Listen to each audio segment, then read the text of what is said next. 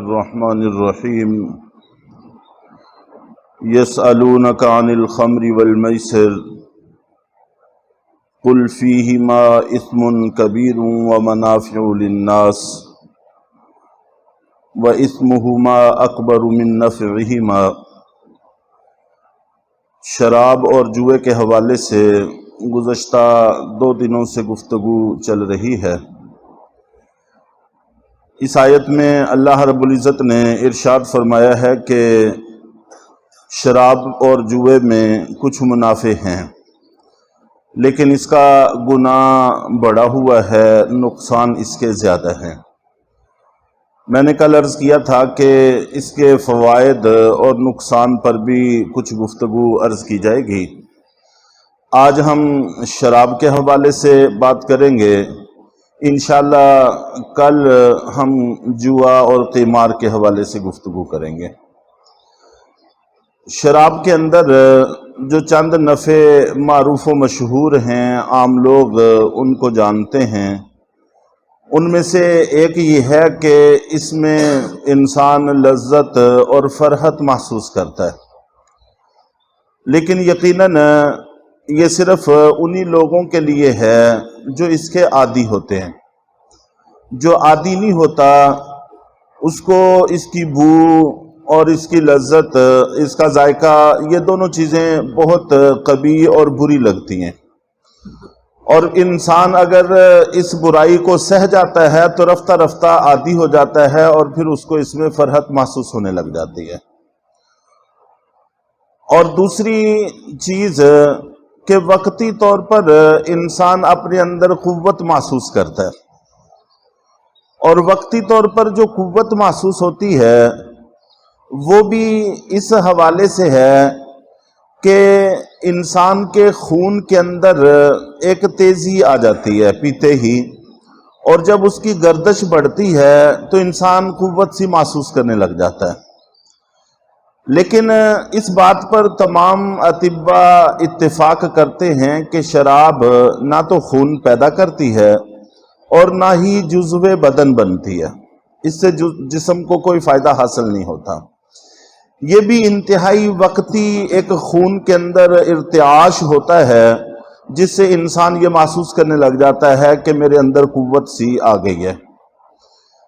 اور ایک فائدہ جو معروف و مشہور ہے وہ یہ ہے کہ اس سے رنگت صاف ہو جاتی ہے، لیکن یہ رنگت صاف ہونے کے حوالے سے بھی اتنی وقتی ہے کہ جرمن کے معروف ڈاکٹر نے اس پر ریسرچ میں اپنی کتاب کے اندر لکھا ہے کہ اس کا اثر یہ ہوتا ہے کہ رفتہ رفتہ انسان کے چہرے کی ساخت بگڑ جاتی ہے، اور اس کے بدن کی صورتحال یہ بن جاتی ہے کہ وہ 40 سال کی عمر میں 60 سال کا محسوس ہونے لگ جاتا ہے، بوڑھا۔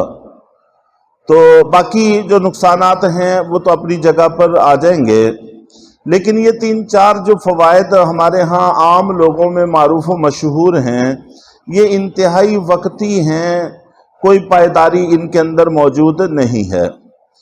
اور ویسے بھی خدا نخواستہ اگر یہ فوائد واقعی پائیدار ہوں بھی، تب بھی اصولی بات ہے کہ کوئی فائدہ حاصل کرنے کی بنسبت کسی مضرت سے بچنا اہم ہوتا ہے۔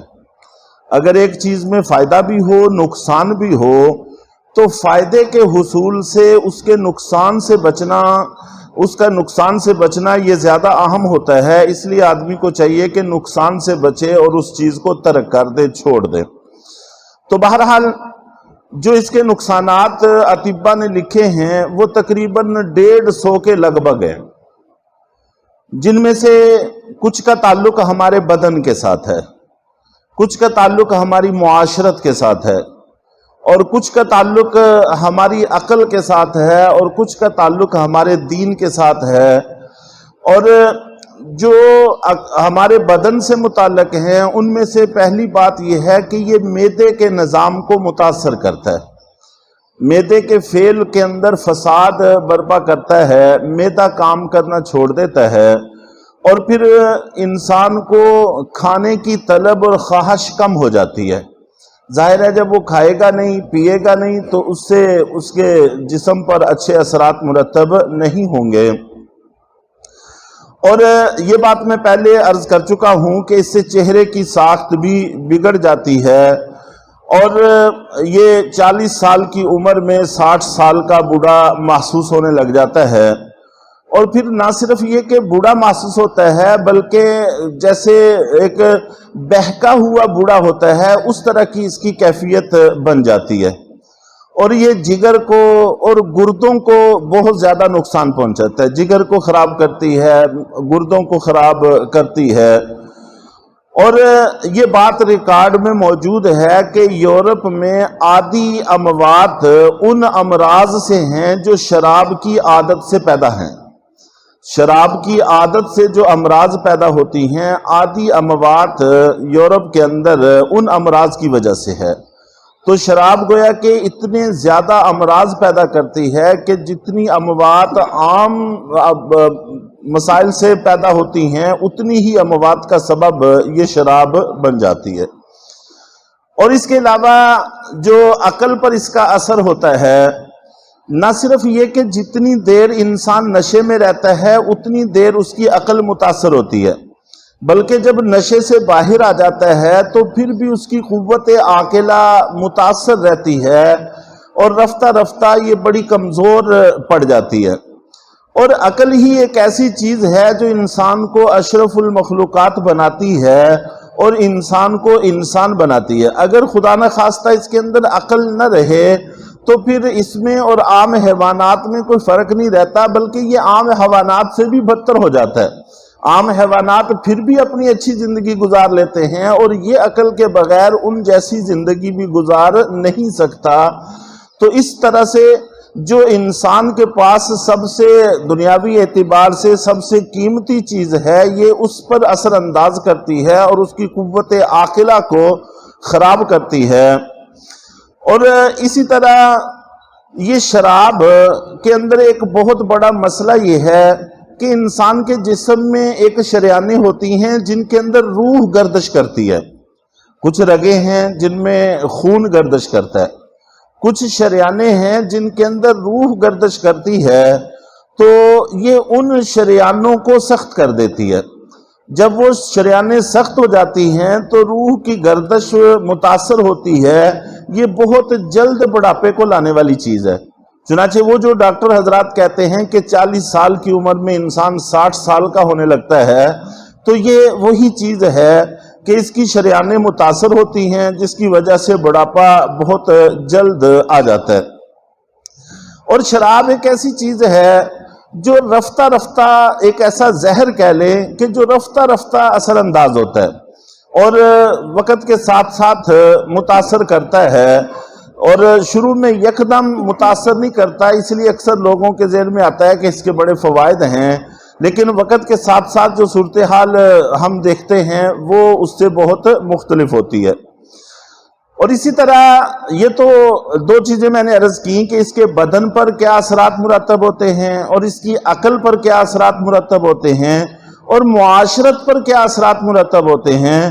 معاشرے میں لڑائی جھگڑا یہ اس کی جڑ ہے شراب، کہ شراب کی وجہ سے لڑائی جھگڑا دنگا فساد اس قسم کی چیزیں پیش آتی ہیں۔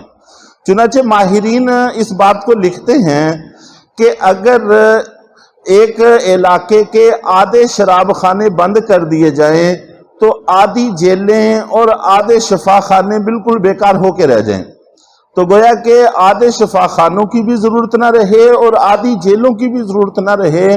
شراب ایک ایسی چیز ہے جو ہمارے آدھے شفا خانے بھی پر کرتی ہے اور آدھی جیلیں بھی پر کرتی ہے، یعنی یہ معاشرت کا ایک ایسا بگاڑ ہے جو شراب سے پیدا ہوتا ہے، جس کو ام الخبائث اور ام الفواحش سے نبی پاک صلی اللہ علیہ وسلم نے تعبیر فرمایا ہے۔ اور قرآن پاک نے بھی اس مرض کی طرف اشارہ فرمایا ہے کہ انما یرید الشیطان ان یوقع بینکم العداوۃ والبغضاء فی الخمر والمیسر، کہ شیطان چاہتا ہے کہ تمہارے اندر عداوت اور بغض پیدا کر دے خمر اور جوئے کے ذریعے سے. گویا کہ عداوت، بغض، لڑائی جھگڑا، دنگا فساد یہ شراب کے لازمی خاصوں میں سے ہے. چنانچہ جو شراب کے عادی لوگ ہوتے ہیں، اب دیکھتے ہیں گالی گلوچ، لڑائی جھگڑا، اکثر بہت جلد یہ لوگ اس بات پر اتر آتے ہیں. اور